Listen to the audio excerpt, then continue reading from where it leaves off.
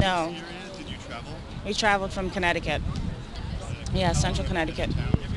About 2 hours now, maybe. Yeah, we just got here. How long are you planning to be staying?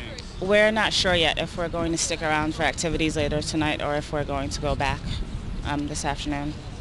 What are the primary issues that you look to have addressed by protesting the inauguration? There's a plethora of things, I would say.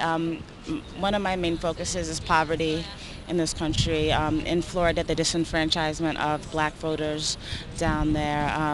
There are just there's so many things, the corporatization of our society and how it's bought and paid for, basically, and how George W. Bush basically is a corporation, and how the people have no power anymore. It's not even really a democracy, which is fairly sad. So those are the main reasons why I'm out here, just protesting the illegitimacy of this oppressive class system is what I would say in all its forms.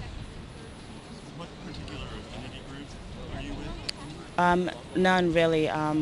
We just kind of came down here with a group of people. I actually work with the Green Party more than any other group, but we didn't come down as a collective. I just came with some other organizers that I work with. Within the anti-globalization and anti-poverty, anti-Bush movement that's grown up, are there any issues that you feel as a woman of color are being addressed by the larger organization?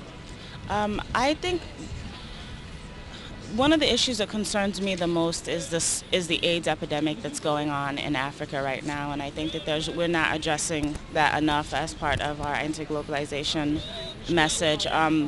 Just the fact, well, everybody knows what's going on with the pharmaceutical companies and the patents and them not wanting third world countries to manufacture these drugs that could save people's lives, and AIDS is spreading like a plague in sub-Saharan Africa, and I think it's something that we're not talking about enough as an anti-globalization movement, I would have to say. And the other thing I would like to say about that, I think as organizers and as activists, we really need to focus on bringing more people of color into the movement and not alienating them in our tactics that we use. I think a lot of times people assume that you're not radical or you're not an activist if you're not willing to get arrested, if you're not willing to dress in all black and get in people's face. I think we have to remember that not everybody has that luxury. You know, I think if you're a person of color and you're low income, you cannot afford to be arrested. A white middle class male or woman can't afford to be arrested. So I think in our activist movement, we need to reach out to other communities and find tactics that work for them and do work in local communities. I mean, the anti-globalization movement is very important. It's very powerful, but there's a lot of things going on in our own back doors that we're not paying attention to, that we're not focusing on. I mean, I live around Hartford, Connecticut, and the childhood asthma rate in Hartford is 41%. I mean, there's staggering poverty, and this is the richest state in the country, and you have activists who are rightfully angered by what's going on across the globe, but there's also things going on in our own backyard that I think we also need to pay attention to if we're going to bring in people of color and more diverse people into the movement, which is what we should be attempting to do. Thank you. Finally, how do you think that the protest today may be able to bring about our agenda being more addressed by corporate governance?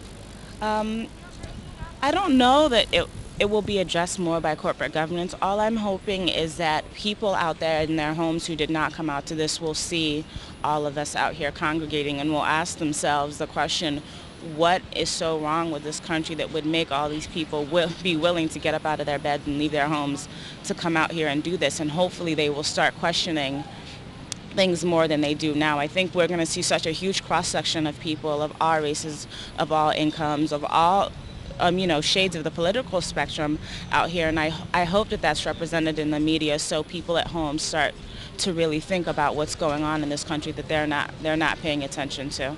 I think if more mainstream people start paying attention to things like this, then the media will have no choice but to start doing the same.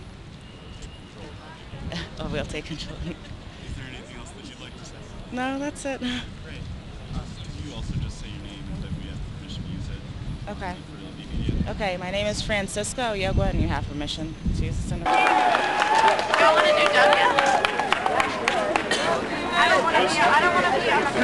Our democracy failed while Wall Street was scheming.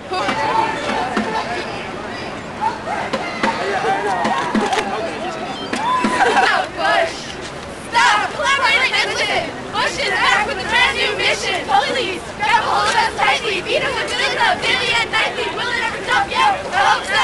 Get out of office. You must go.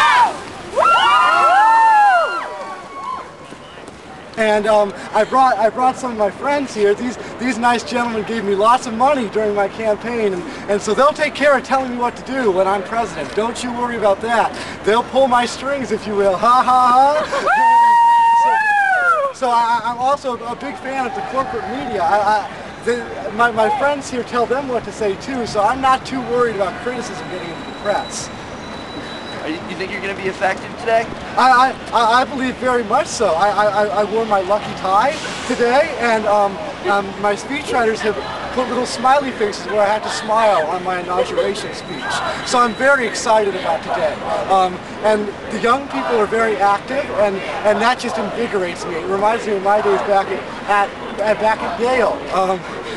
Those were wild times. Can you give us some perspective as to the next 4 years? What do you think is going to happen in the 4 years? Well, I believe that my friends here, they've told me that they aren't rich enough. And so this globalization thing, I think we need to increase it. And I'm not a big fan of this U.S. sovereignty. Plus, I'm a big fan of killing people, too. Executions are A-okay with me. So a lot of those, but also more money for my friends here.